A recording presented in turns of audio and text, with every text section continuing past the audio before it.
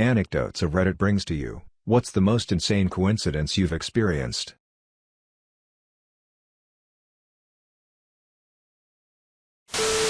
I was once mugged by four guys on one of the main shopping streets of Nairobi, Kenya. One of the guys had me in a chokehold, and just before I was about to pass out, they dropped me and ran. At the time I didn't know why.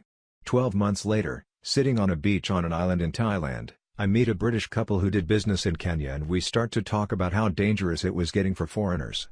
They described an incident the year before of turning a corner and seeing a white guy being mugged, and a shopkeeper rescued him by hitting one of them over the head with a bat.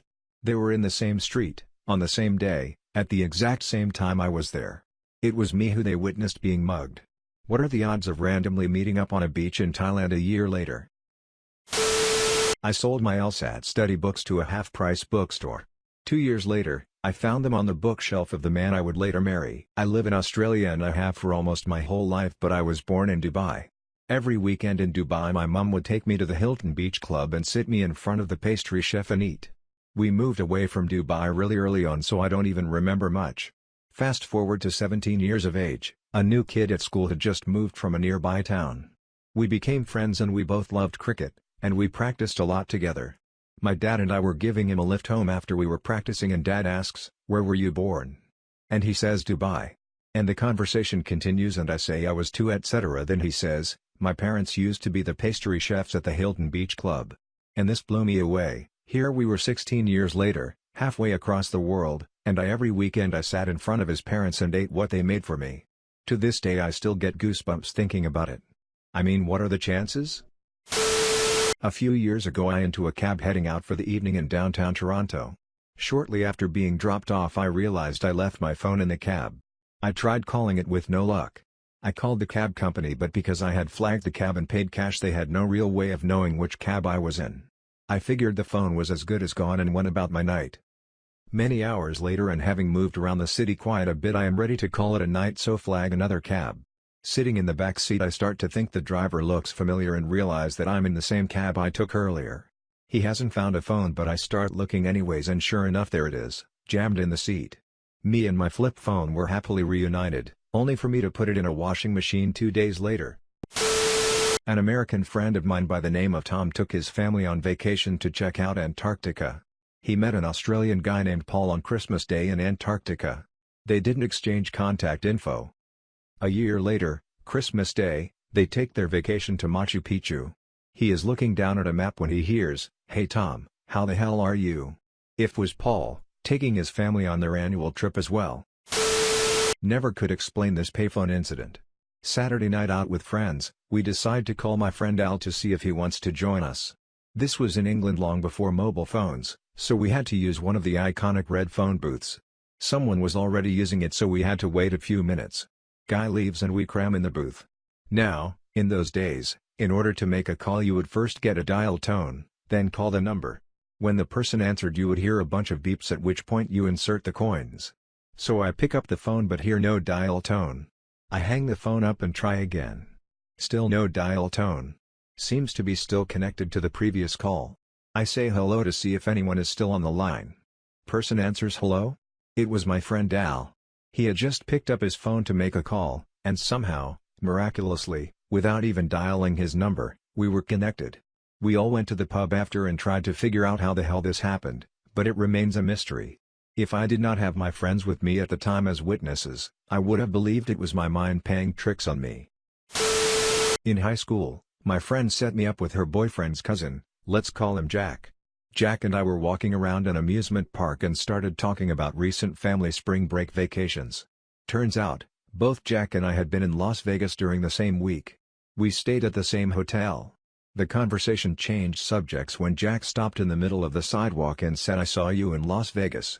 I thought he was full of crap. There's no way he would remember some random girl among the thousands of people there. He told me the exact place he saw me, and that my sister and I were posing for a photo. We got back to my house and found the picture. There were Jack and his brother in the background. When I was in grade 2, our family moved from Manitoba to Arizona for a year due to a contract my dad was working. We rented out the house fully furnished for the year. While in Arizona, we flew to Alberta one weekend. On the flight from Arizona to Alberta, I sat beside a boy my age and we started talking. It went something like this. Me, what city are you from? Him, Winnipeg. Me too. Me, what school do you go to? Him, school name. Me, cool, I used to go there too. Me, what street do you live on? Him, street name. Me, I lived on that street. It turns out, his family was renting our house while we were gone. So I was sitting beside the boy who was sleeping in my bed, while we were in Arizona. When I was 13, I was on a family holiday in Venice. We were on a gondola, Venetian punt boat, touring the waterways of the city. We got halfway down a long passageway, and another gondola passes us by, carrying a man and a woman, and the punter. The man and my dad lock eyes, exclaim one another's name, and have a quick handshake as our gondolas pass. Myself, brother and mother sit quietly, pretty stunned, while the woman on the other boat explodes with "What? Who's that? How do you know him?" We floated off in the other direction, comparatively swag and chill. Turns out it was a guy my dad went to university with, and hadn't seen him since. They haven't even contacted one another since. It's crazy they recognized one another, considering they were both in their late 40s now, passing fleetingly on two gondolas, in Venice. About 10 years ago I tried to get into Six Flags with a tiny keychain Swiss Army knife. It literally had a dull 1-inch blade. They told me I could either throw it away, take it to my car a mile away, or rent a locker for like $10. So I decided to hide it in the planter.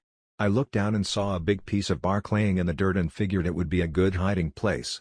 I picked it up and found another fucking mini Swiss Army knife. I placed mine next to the first and went into the park. When I returned, the other knife was gone and a smiley face was etched into the dirt in its place. I'm an American who moved to Amsterdam some years ago, and my first year there on a random Saturday I decided to head out for a drink. Sat down next to a cute German guy who was in town for the first time from 6 hours away, helping a friend move kind of thing, and it turns out he's doing a PhD in physics. I'm doing mine in astronomy, and have a physics background, so we spend maybe 10 minutes discussing our research topics, when he mentions and how he used to study in New Zealand. I get a confused look, and then get all excited. Johans. Prof WZ&M class in Auckland, first half of 2007. Freaked him out, until I explained I was a semester abroad student in Auckland that year, and not were we only in the same class, we even did homeworks together and such. But lost touch once I left the country, with no one having a clue what happened to the other. Only to randomly run into each other 5 years later in a random bar in a random city on another continent. I don't know if I can ever top that one. It was pretty darn cool.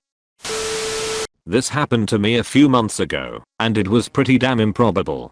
I'm walking through BART, Bay Area Rapid Transit. It's the train station that takes you to and from San Francisco and elsewhere, where an average of 375,000 people pass through daily. I walk up the escalator to my train, and pass by an envelope lying on the ground.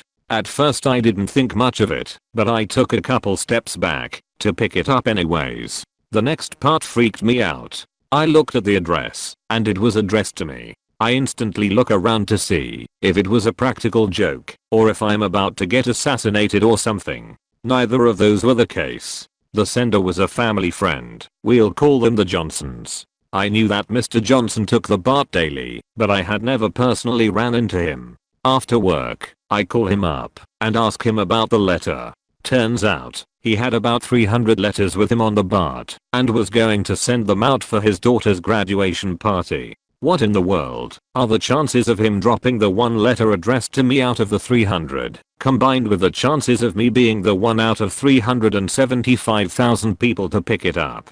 Pretty wild. Every year there is a salmon bake at a lighthouse across the water from where I grew up. When I was 12 my parents dragged me along. This was the only year I ever went. I was bored and walked away from my family and spent the next while skipping stones on the beach when this girl with curly hair, about 10, walks up to me and asks me how I do it. So I teach her to skip stones and flirt the day away. At the end of the day, she gets called away suddenly and I'm bummed out. My mom asks me what I was doing and I tell her I met the girl I want to marry. Life happens. I meet girls. I get engaged. It falls through. Eventually I meet this girl and we date for 5 years before getting married.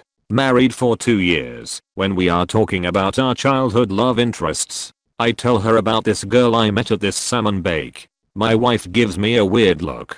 She asks me when this was and what the girl looked like.